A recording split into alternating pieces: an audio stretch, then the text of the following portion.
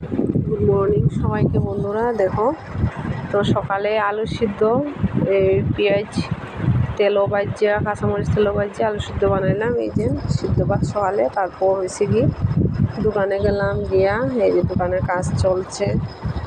তো ভিডিও ব্লগটা ছাড়তে অনেক লেট হয়ে যায় আমার, কারণ দিনের বেলা ভাতও খাওয়ার সময় মিলে না, এত সময় মানে ব্যস্ত। এই দেখো আজকে সারাদিনে এই সবটি সেলাই করছি। তারপর আর ছেলে তো আছে, এই দেখো খেলা দেখতেছে রাস্তার ওই পাশে দেখো, আর এই পাশে হচ্ছে দোকান। তো সবাই আশা করি বন্ধুরা ভালোই আছো, আর আমিও তো ভালো আছি, কিন্তু ব্যস্ত বেশি।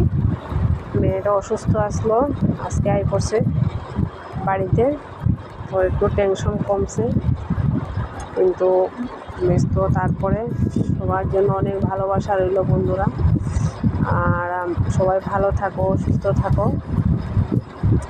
দেখো কাজকর্ম না করলে তো সংসারে খাওয়া দাওয়া কেমনে করবো, এটা তো চিন্তা লাগে না। তার জন্য মানে এরকম 2 টাকা রুজি না করলে খরচ আইব কেমনে, ছেলের স্কুলে পাঠাইব কেমনে, পড়াশোনার খরচ আছে না, সব কিছু লাগে। তার জন্যই সেলাই নিয়ে, এতদিন তো সেলাই ছিল না, ঘরে করতাম যা পাইতাম, কিন্তু এখন দোকান খুলছি। আপনারা আশীর্বাদে বন্ধুরা পাশে থাকেন, লাইক কমেন্ট শেয়ার করবেন, পাশে থাকবেন।